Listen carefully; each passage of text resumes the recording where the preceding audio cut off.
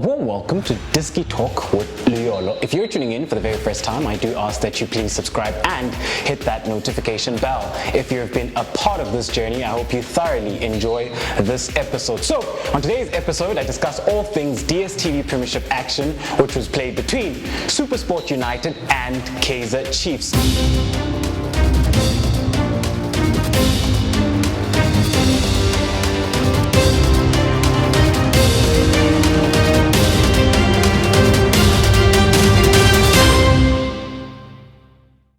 So that game ended 2-1 in favor of Kaizer Chiefs. Supersport United then just couldn't claw their way back into the game. And Bernard Parker did find his scoring boots again, and he scored a brace on the day. And as usual, Keagan Dolly was as busy and as creative as we know him to be, and he played very, very well. However, without wasting any time, let's get into a post-match analysis. So, with regards then to Supersport, they'll be represented by the blue team. Kaizer Chiefs will be represented by the red team. So when we have a look at Supersport then, Supersport lined up with a hybrid system, which was a 4-2-3-1, at times a 4-4-2, whenever Sipho Mbule would join Kabuza up front, but mainly it was a 4-2-3-1 system. So in goals, they started with Ronan Williams. At left back, Onisma Basera made a return.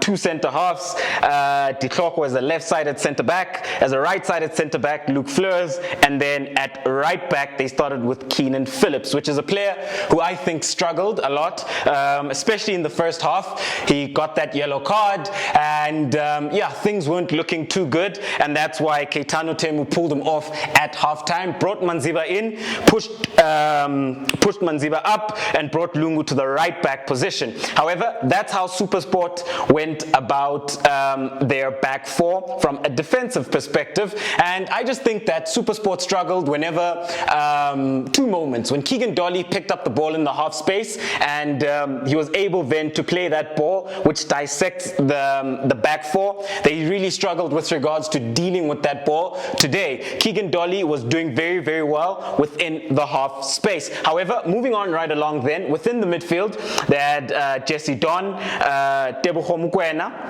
Off the left-hand side, Reynans. Off the right-hand side, they did start with Lungu. However, because Keenan Phillips was brought off, Lungu moved to right back, Manziba went there, then they had Mbule. So having a look then at Supersport from a midfield perspective, they started off really, really well. Within the first half, they dictated terms, and if anything, throughout the game, Supersport were the better team from a ball possession perspective and with regards to progressing the ball. But where Supersport struggled then was final third penetration. So in the middle, at times, Don, Mbule, and Mokoena were combining very, very well within the heart of midfield, especially Mbule and Mokoena. And with Mbule then, he had lovely set pieces. Very impressed then with his technical ability from those dead ball situations. He delivered quality balls in the box, and one of them found the head of Njabulo Ngcobo, which then resulted in an own goal. And then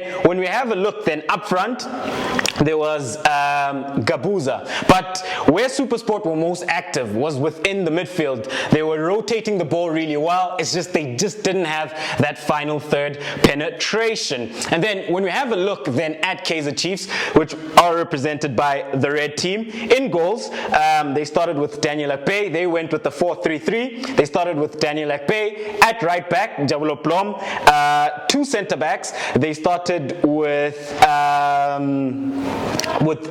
Eric Matoa as the right-sided centre back, Tabani Dube as the left-sided centre back. At left back, they started with Hlanti. So Hlanti has served his suspension, and he walked right back into the lineup. Moving on then right along within the heart of midfield, they started with Njabulo Ngcobo, who continues as the defensive midfielder. They had Agay and they had Nange. With regard to this midfield then, yeah, very surprised that Stuart Baxter went with such a defensive approach from the heart of midfield, especially considering that all these players are more or less defensive-minded midfielders. The only one who's a lot more progressive was Nange, and Nange, even then, he's not an attacking midfielder. So very surprised then, and I'd like to think that he was trying to combat Supersport and nullify them from a central zone 3 perspective. But in large parts of the game, Kaizer Chiefs really struggled from a midfield perspective. As much as they had the numerical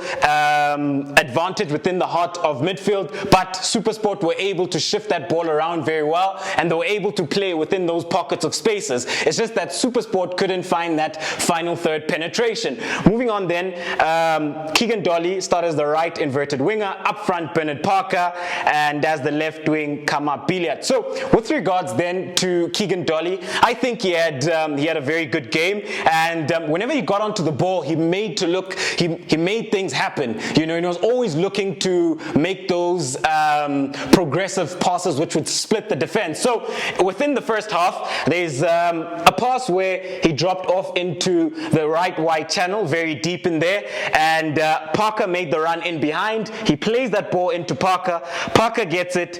He hits a shot on target, and Ronan Williams manages to save. So with regards then to Dolly, I was very impressed with the passing range, whether it was him pinging passes from 40, 50 yards or him then slipping the ball in for Bernard Parker. And how did he do that? So within the first half, Keagan Dolly popped up into the half space, and when he got into this position, what he did very well is that he drove with the ball, and as he looked to cut in, he then slipped that ball, and when he slipped that ball, that's where Bernard Parker comes across, and then Bernard Parker was able to finish. So with regards to that then, I just think that Kaizer Chiefs are now starting to finish off the chances that they're creating. I did mention before that Kaizer Chiefs have created the most chances within the league. They're creating a plethora of chances game in, game out, and it's lovely to see that they are starting to take their chances. And I just think the pair of them, Keagan Dolly and Bernard Parker,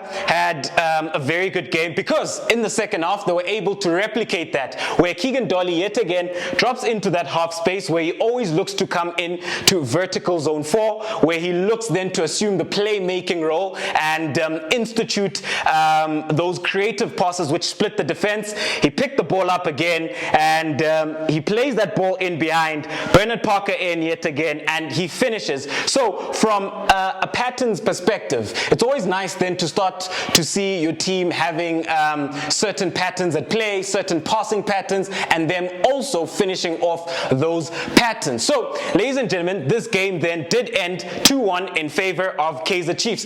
Throughout the second half, I think Supersport really struggled to penetrate Kaizer Chiefs, as Kaizer Chiefs defended very deep, and they just ensured that Supersport didn't find those pockets of spaces where they could penetrate and then find those chances within the final third. So from a Kaizer Chiefs perspective then, it is not the most beautiful football, as they're struggling then to combine passes, they're struggling to play a fluid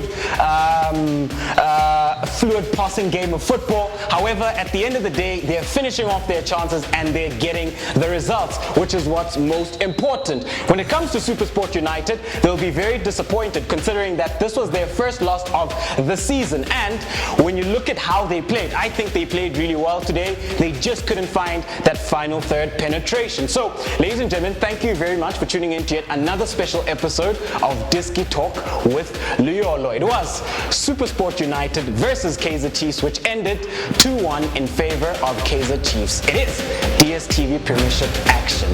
Signing out.